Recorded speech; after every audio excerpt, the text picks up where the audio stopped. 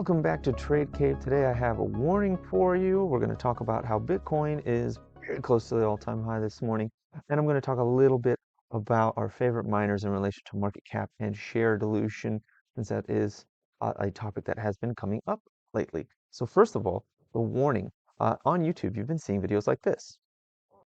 We're ready to offer you the chance to get in on our latest ad campaign, where you can double your crypto assets like Bitcoin and Ethereum and 5,000 Very Bitcoin. This celebration comes in light of recent major news, the approval of the first spot Bitcoin ETF and Bitcoin's consolidation above the $57,000 mark. To join this cryptocurrency giveaway. Gratitude to the XRP community for your unwavering support. We are excited to announce the Ripple's 100 million XRP giveaway. To show our gratitude to the SOL community for your unwavering support, we are excited to announce the Solana's giveaway. Here's how you... These are ads that have been showing up on YouTube on any channels talking about crypto. If you ever see these ads or any others like it, do not scan them. Do not go visit their websites. These are obviously predatory. I'm sure the vast majority of you know that and are aware of it. But if you're watching any of these crypto-related channels, including my own channel, you are probably seeing these. Avoid them like the plague. Don't scan anything. Don't click on anything. They're super fake. I hate seeing this. This is something that is definitely coming up after AI-generated garbage that YouTube definitely should be able to notice and remove from their platform. And I'm sure they have been, because I don't see the same ones over and over again. It tends to be new ones popping up every week or so. I've been watching this for about a month, collecting these things to bring to the channel here, just because I'm sure at some point they'll probably show up on my channel as well, because I talk about crypto, I talk about Bitcoin, and that's exactly who they're targeting and trying to steal your crypto. So that's the warning of the day. So let's take a look here at, Bitcoin crossed $66,000 today. That is nuts. Ethereum is up over $3,500 today. Solana up over $130. I'm actually doing very well on that. XRP up 6% today. I'm actually have a bag of that, doing very well. Cardano also 8% up. Amazing. It's just fantastic. Anyways, first of all, so we're going to look at market caps and shares outstanding for our favorite Bitcoin miners. I'm only going to do a couple here because I'm going to try to be fast this morning. But so we got Bitfarms up here right now. Their current market cap is $950 million. Their highest market cap ever was $153 billion.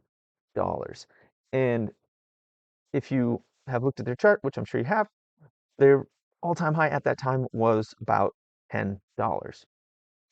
Given our current market cap, you'd think that we'd be closer to that in terms of being somewhere maybe even $5 or $6, considering that we're almost 75% of the way up to that market cap. And the reason that we are not is because of the shares outstanding. So let's go to shares outstanding. And if you remember, that was November 2022, so September, we had 190 million shares outstanding then. And now we've got 270 million shares outstanding there, which was an increase of about 50%. So there is 50% more, or there are 50% more shares than there were during that all-time high, which is causing us to be somewhere in the realm of, what is our current price? $2.82? Is that where we currently are today? That was where we were yesterday. I don't know where we are right now. Let me bring it up.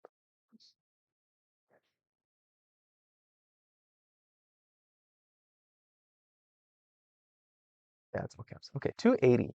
So we're currently at 280 when the all-time high was back here around 850. So we're not even halfway up that, which is kind of ridiculous considering our market cap, but whatever. That's fine. I'm still not concerned. And the reason I'm not concerned is that when you look at market cap, yes, that is going to dictate how high we can go. It will. Now, in the heat of the bull market, we will see high market caps. I mean, look at Dogecoin right now. Dogecoin has a $24 billion market cap. Bitfarms is only at 950 million. This thing can run. Shiba Inu, these are trash coins. They don't do anything. $17 billion market cap for something that does nothing. For comparison, all right, let's just go for comparison. Let's go to Pepe. Just a complete trash coin, right? And their market cap is $3 billion. This is a coin that does absolutely nothing. It is complete garbage. And it has a market cap more than 3 times the size of Bitfarms. Bitfarms is a real tangible company farming, mining Bitcoin, holding Bitcoin, selling Bitcoin, maintaining the Bitcoin network, which is fast becoming the most important thing in our space right now.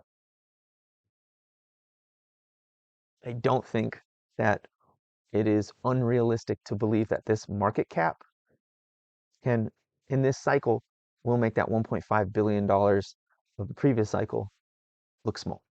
Like, I don't see a scenario where we can't double that, especially with Bitfarms, because Bitfarms, if you remember, is going to, or that they have plans to significantly increase their hash rate to become one of the top 3 in terms of hash rate this year. And they are on track for that. They have them ordered. They are going to very, very likely get there. So I think Bitfarms, I do have and this is not a suggestion to buy, sell, or hold any asset whatsoever. It is not financial advice in any way, simply for informational and entertainment purposes. But with Bitfarms' plan, like it did 1.5 billion with a significantly lower hash rate. They're going to more than double it. They're going to get in the range of tripling their hash rate. I think that a market capitalization in the range of $3 billion is not out of the realm of possibility for Bitfarms, meaning that this previous all-time high around the $8, $9 range, I don't think that is unrealistic. I don't think it's unrealistic to even go beyond that a bit.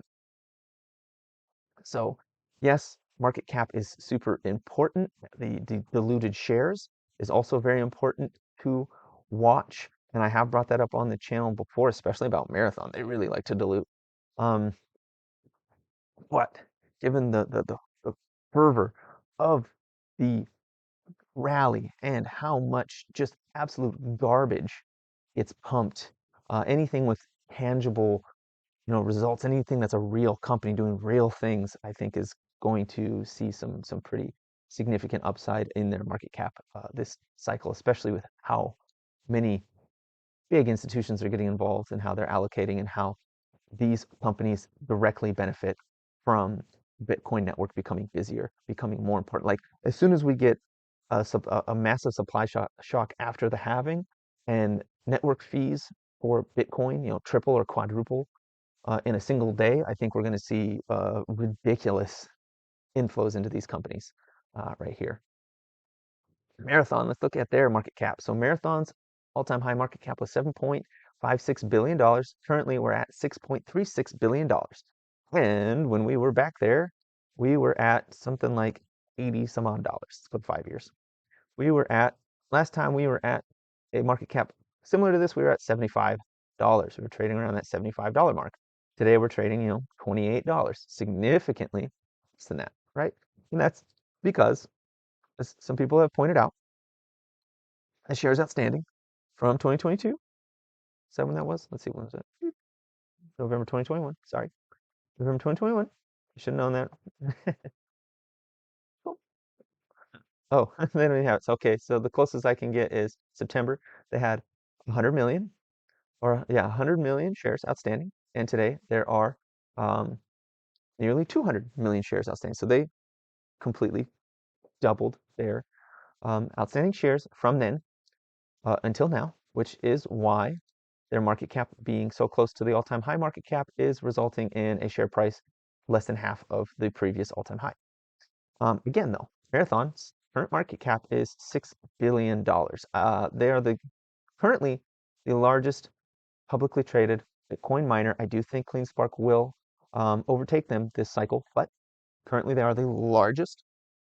I don't see a scenario where they don't, especially since we're already almost to their previous all-time high market cap now, I don't see a scenario where we don't dwarf that and reach, maybe not. I mean, Marathon might be one of the few that doesn't reaches previous all-time high, unless they reach their exahash goals for this time around, because their hash rate goals really weren't as aggressive as the others. So yeah, they might stop, somewhere around 50, 60 bucks. They might not hit that previous all-time high.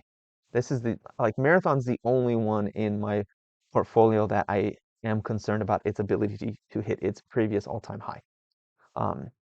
Simply because they are getting a lot of aggressive competition from the competing Bitcoin miners, and they have not been as aggressive about building out their hash rate. So that is possible.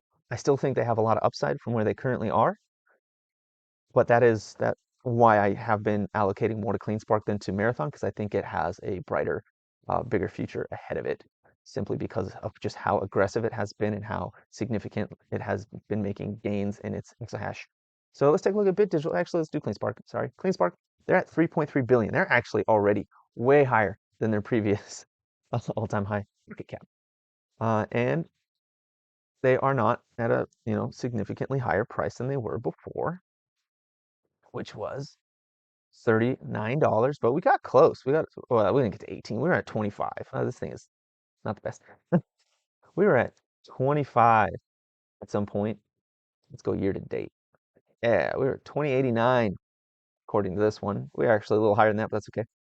Which is, a little more than half of what the previous all-time high was, at a market cap that is, that is 4 times higher than it was before. But look at this. We're dwarfing previously all-time high market caps for CleanSpark. We're going to do the same with the others.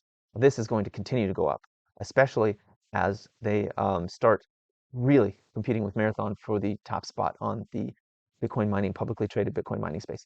Let's look at their shares outstanding. So their previous all-time high, again, this one was actually January 2021 was their all-time high. Crazy.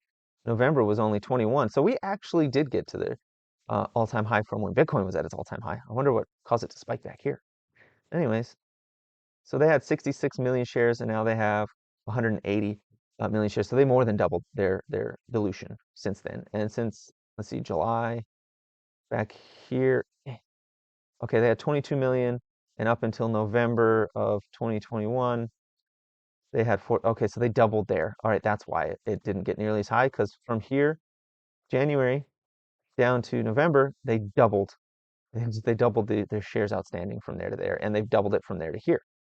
So to get back up to this all-time high, they're going to have to see more like a quadrupling of their previous hash rate, which is going to see more than quadrupling, huh? At this rate, they've already pretty much done that. They're already 4x that. So we're going to need to see market cap for them in the, what is this, Marathon? We're going to need to see market cap for CleanSpark, somewhere in the $7-8 billion range to see it back at that $40 price. That's what we're going to need to see. And honestly, I don't see that as a major problem for CleanSpark, especially since they are hodling Bitcoin in a big way. They are expanding their hash rate massively. They already have increased their hash rate 60% just in the month of February. They're now at 16 exahash. Let's go here. Yeah, they're at 16. They were at 15 just a few weeks ago. They were at 10 in January. So they've increased it by 60%. They're gonna do very well. I'm not concerned. Same with BitDigital. BitDigital, so they're at their market cap is 290 million. Back at their all-time high, it was 1 billion. So they need to get 3 times as high as they currently are just to match their previous all-time high. And their previous all-time high was big compared to where it is now. Yeah, it was 25 bucks. It was actually 33, but according to this chart, it was $25. Currently, we're at 250 with a market cap significantly lower than it was. It's 300 million right now, close to, and it was a billion before. So it's going to need to do 3.3 times its current market cap just to get back where it was. Which in this case, given how the shares have been diluted, which not as terribly as you might think. Let's see. So they went from 55 million to 88 million. So they didn't quite double it. It was more like 40 some odd percent that they diluted their shares. So we need to see a market cap in the range of 1.6, 1.8 billion dollars to see a previous all-time high reached again on Bit Digital. And that's because they've been diluting less and they were selling Bitcoin more, which had me nervous before earlier in the year, but they've since then have paused on doing those big sales. And another question that came up is about the Bitcoin HODL for these mining companies. And so let's go and look at the articles, this content.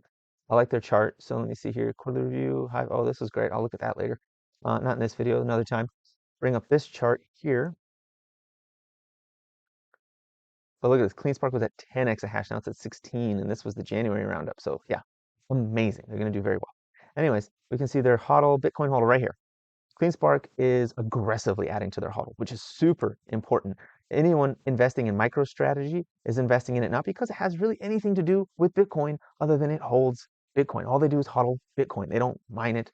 They don't benefit from its network or anything. They only benefit from the appreciation of the price of Bitcoin. So MicroStrategy is similar to in terms of your ideas of the ETF, whereas like they have Bitcoin, so they're worth something. That's why I like the HODL with CleanSpark. I like the HODL with Marathon. I like that quite a lot. I wish some of these others were a little higher, like my Bitfarms was higher. Hut has a wonderful HODL for it as well. Anyone with zero, they don't benefit anything from the appreciation of Bitcoin. Any Bitcoin miner with a zero HODL, if they are not profitable after the halving, they are going to go bankrupt, basically. Like they have to be profitable in their mining.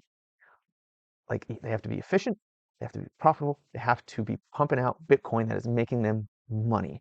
Otherwise, they're going to go bankrupt. They have no like tangible assets they're holding on to. And I'll tell you what, Bitcoin miners do go bankrupt because the price of Bitcoin goes up if they don't have Bitcoin. So that's why I like miners that have a HODL, because they have a treasure chest of Bitcoin that they can sell at the top of the market. If they need money, they have Bitcoin that they are holding on to that can allow them to take out loans if necessary to fund operations. If they have a HODL, I have less concern about the dilution of their shares, because as the Bitcoin price appreciates, their share price will appreciate because their book value is appreciating. Also, I think that in terms of diluting the stock, I like that more than selling Bitcoin, because as I've mentioned in previous videos, the company can always do a buyback. Like if they get profitable, if they make enough money, they can do a buyback of shares and lower that outstanding share count. At some point, buying more Bitcoin's not going to be an option. These big, huge ETFs, these huge institutions, sovereign nations, they are going to eventually own so much of the Bitcoin that is going to be excessively difficult to buy Bitcoin. So any companies that don't have a Bitcoin HODL, in my mind, they're bankrupt already. That's how I'm viewing it. Now, that is not financial advice nor a suggestion to buy, sell, or hold any assets whatsoever. But these companies with a HODL, these companies with a treasure chest of Bitcoin, and in Digital's case, Ethereum, they have a cash reserve. They have a bit of a runway. They have assets they can take debt out against. They have assets that make me less concerned about their share dilution in the long run in terms of how they're going to perform going into the halving.